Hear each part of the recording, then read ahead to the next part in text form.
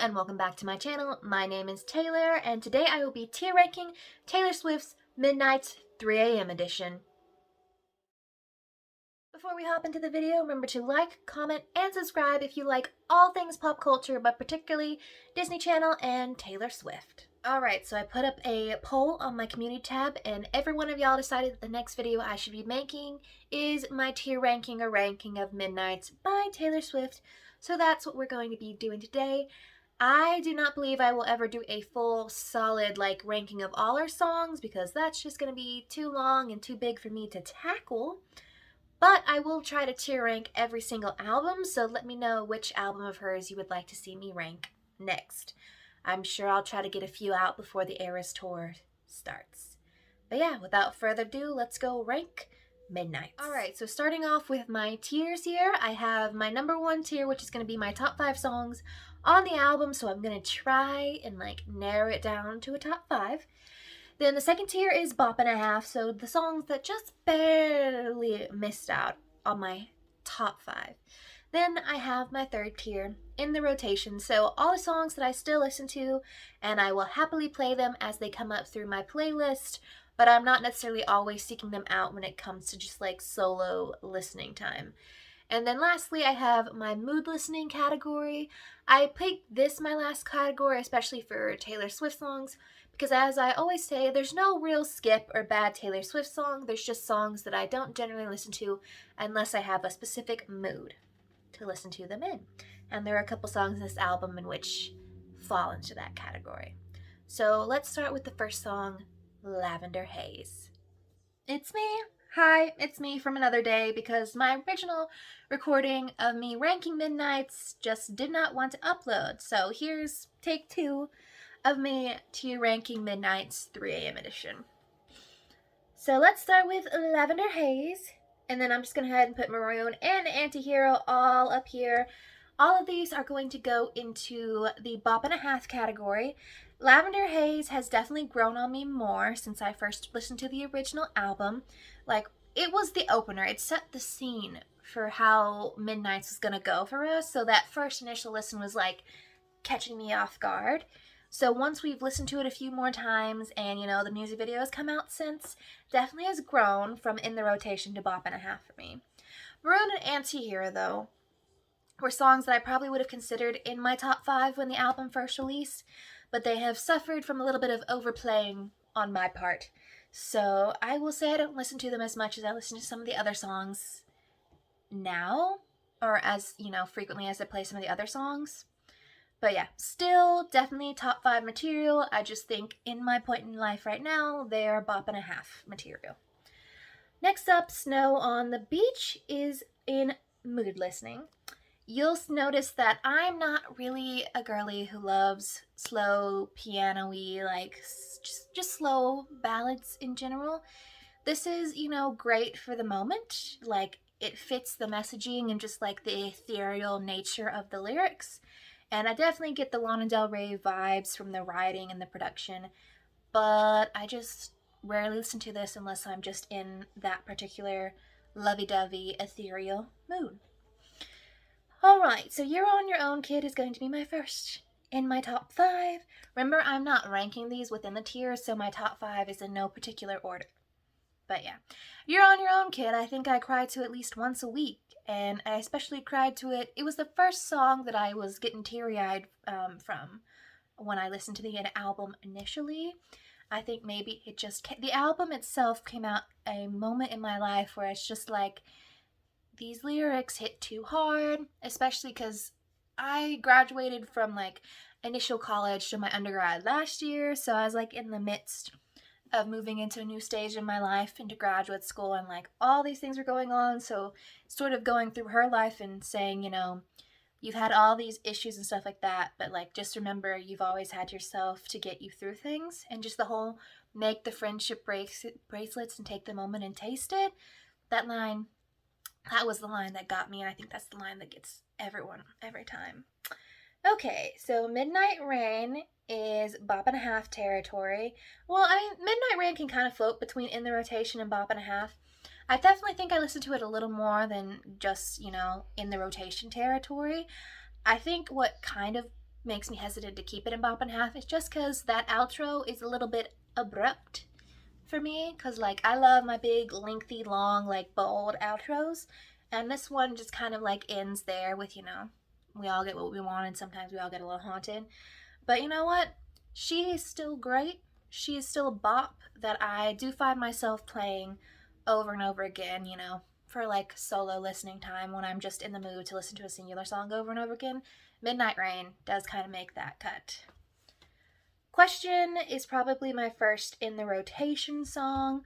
This song has grown on me since the album first release. When the album first released, I was definitely a side A girly, not so much a side B girly, because side B was definitely more where she experimented a lot with the more bubblegummy pop, I don't know, sound, but you know, like that more, you know, interesting new sound that she's vibing with for this album. So it took me a minute to hop on that, and I definitely did not pick up on the I Remember when it first listened, because I'm like, oh, okay, so there's what the lyrics mean. But I definitely have like grown to love the song, and especially the bridge. Like the whole point in the bridge where it's like getting all those like voice effects, like where she gets pitched high and stuff like that. I'm loving it, but I don't think it's reached bop and half territory because I don't usually go out of my way to like pick that out of a lineup to listen to. Vigilante Shit is definitely top 5.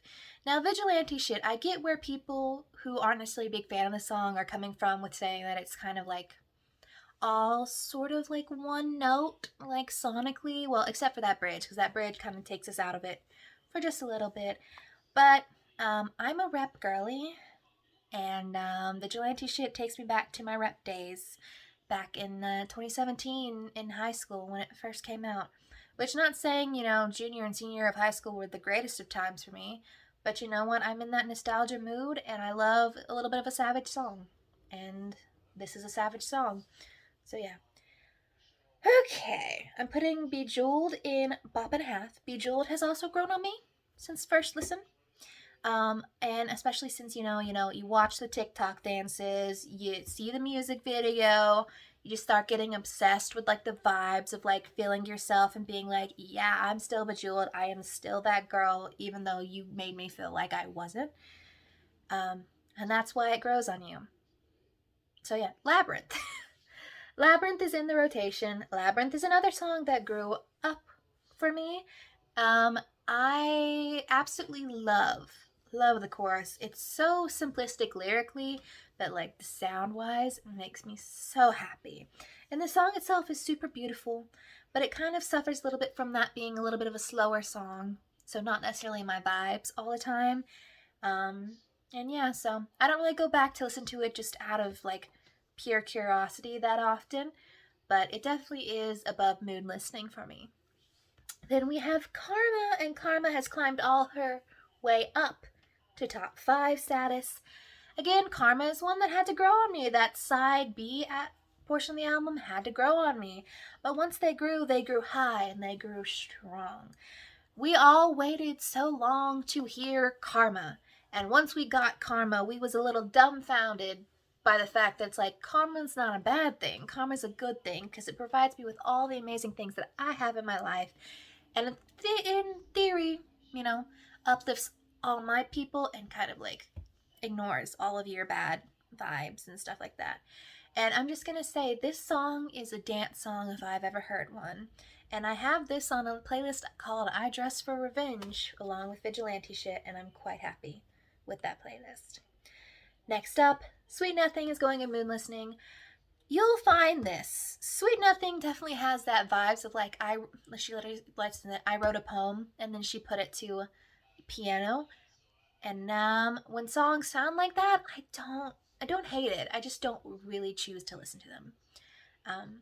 And there's not much left to say with that, other than I will only listen to it if I'm really absolutely in the mood for it. Not to say that it doesn't play on the album when I listen to it, but yeah. Masterminds in the rotation. Same with the other 3 in this category. I just sort of enjoy the song, but I don't listen to it, you know, go out of my way to listen to it every single time it comes on. But the bridge, absolutely excellent, is all I can say. Next we have The Great War. The great, not top 5, well, could be top 5. It's a contender. It's a contender, but I'm going to put it in bop and a half for right now, because upon first listen, the 3 a.m. tracks collectively were not necessarily my favorite, but they have grown immensely on me.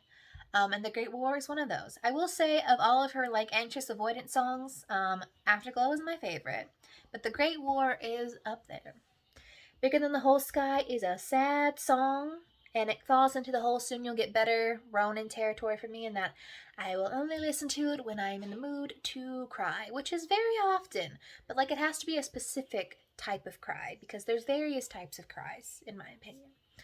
Paris, the intro to Paris, like the opening verses where she is just like, listen to her friend gossip, and she's like, yeah, I don't really care. Like, this old guy, this old friend from my life before Joe, doesn't matter because I'm all wrapped up in my good thing. Yes. And it's just like Karma, just like Bejeweled. It's a fun dance bop, and I love those. High Infidelity is mood listening. Not because I don't like the lyrics, it's just the production is just a little, how would I say? It's a little chaotic for me. So yeah, that's really the only reason it ends up in mood listening. It's like, I enjoy it, it's just, it's just like production wise, I'm like, she was just a little, just like interesting, a little bit just not scratching the itch that I wanted to. So yeah, and I still would like to know where you were April 29th.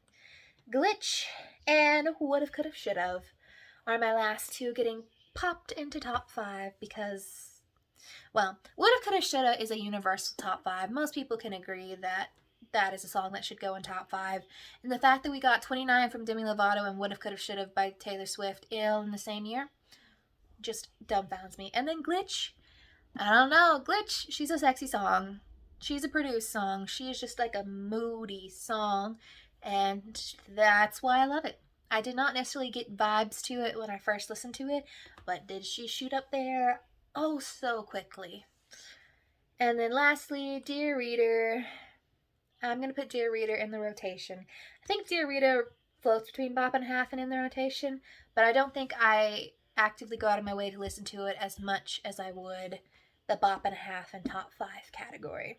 But yeah, just like with Labyrinth, my favorite part of the song is the chorus.